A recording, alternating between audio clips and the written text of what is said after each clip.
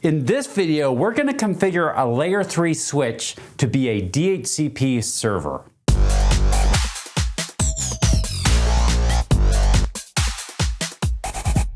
I'm already on switch 1, so let's start configuring it.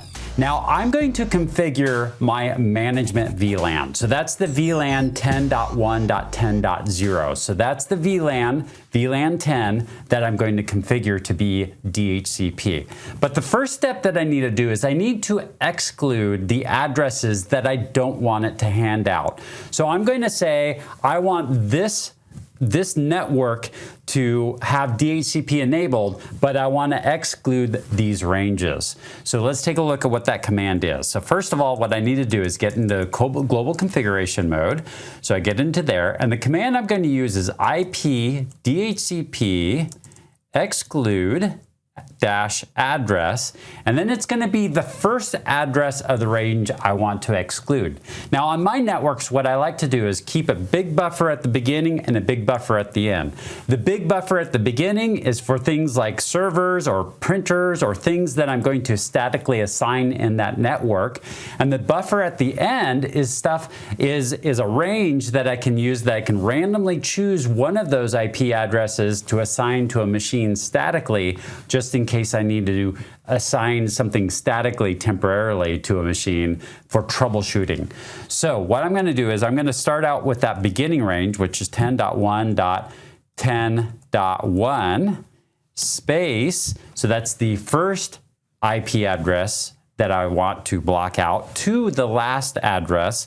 So 10.1.10.50. So that's the range that I want to block out at the beginning. So I'm going to hit enter, and then I'm just going to use the up arrow, and we're going to adjust this. I like so a significant buffer at the end as well. So I'm going to do everything from .224 to .254. So that whole last block of addresses right there. So I'm going to exclude those.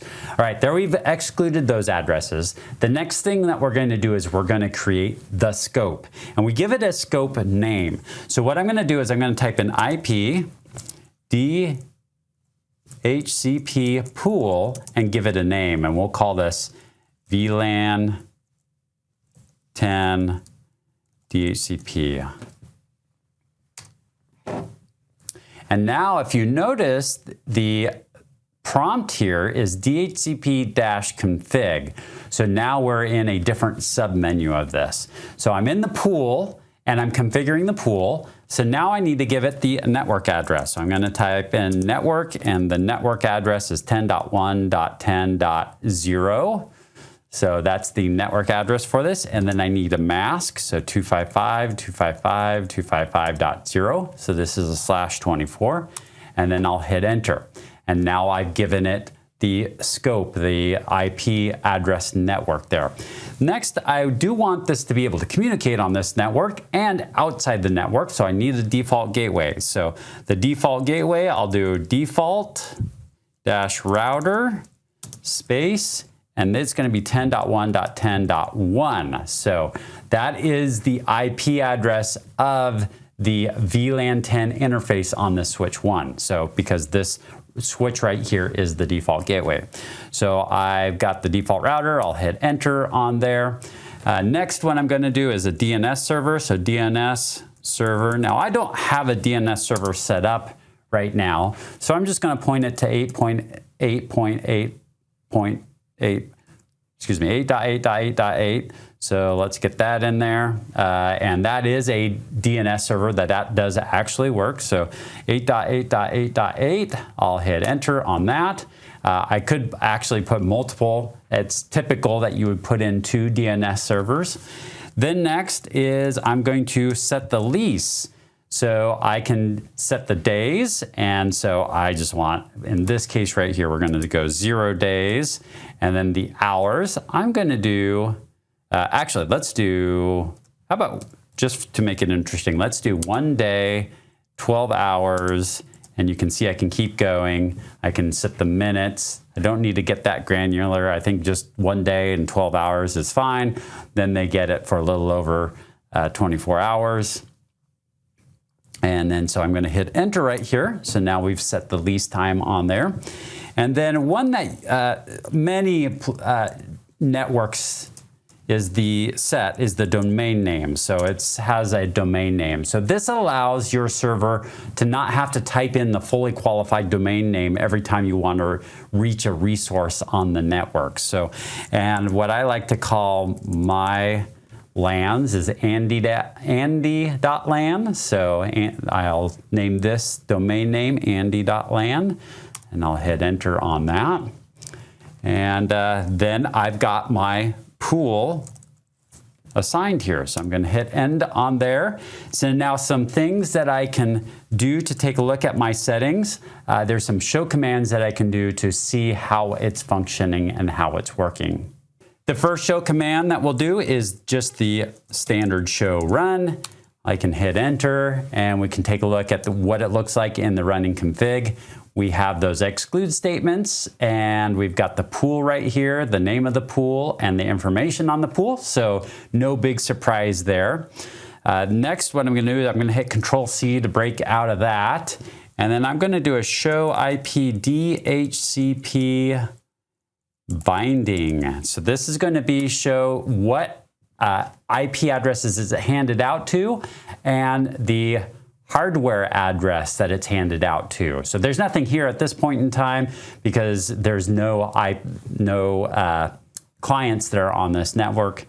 And then another thing I'll do, which is not going to be for the same reason terribly exciting, but show IP DHCP server statistics. And then you can see that the different information, there's one address pool and how much different information is received on this.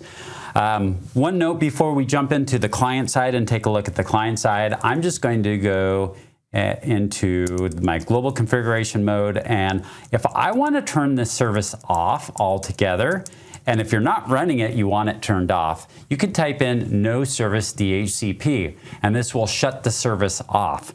Or if you want to turn it back on, you just remove the no, and then service DHCP will turn the service on. So there we have it. Let's jump onto the client and see what the client looks like from that perspective.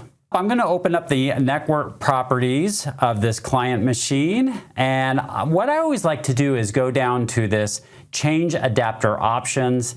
It's not quite as fancy as the new interface, but I find that I can do a few more things in it and it's what I'm used to. So I'm going to go to this Ethernet and right click on the Ethernet. It's the Ethernet one that I want, not the Ethernet 2. That's the one I'm looking at. And it's the Internet Protocol version 4. So I'm going to click on the properties of that. And I'm going to switch this to obtain an IP address automatically. So I'll do that. Now the DHCP client is going to work. It disconnects me from my switch now because it loses its IP address. And now it's trying to look, you can see identifying, it's trying to look for a new IP address. So I'm going to close out of these windows here. And let's bring up a command prompt and see what happens. So I'm going to do an IP config and look at there we have the DNS suffix, so that's the domain that I entered in there. We have an IP version 4 address here, 10.1.10.51.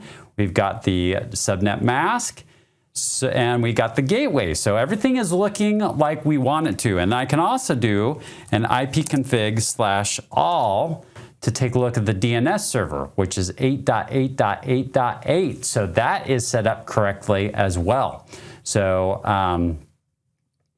this is the network that we're actually talking about right here, 8.8.8.8. So that is all functioning. If I wanted to renew this, I could do ipconfig/renew, or I can start out by releasing it. I can release the old one, and then I can, you can see that it's not associated with that IP version 4 address. So then I'm going to do a renew to get a new one. And then it might take a second here. I can pull up that other window and see if it says identifying again. There it does, it grabbed it. So grab the same address. Let's jump back on the switch now and do those commands. So I'm going to restart my session here. I do need a password, so I'm going to copy this password and show IP DHCP binding. And there we have it. There is my machine with its MAC address right there. And I can also do that show IP DHCP statistics.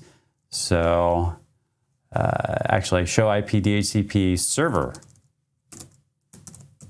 statistics. So, and then we see how many DHCP offers there are, how many acknowledgements. So we got some information now on this that's popping up on here. So there you go. It's fairly simplistic to set up a DHCP server, get it up and running, and now my clients, any device that I plug in here is going to automatically get an IP address for those machines.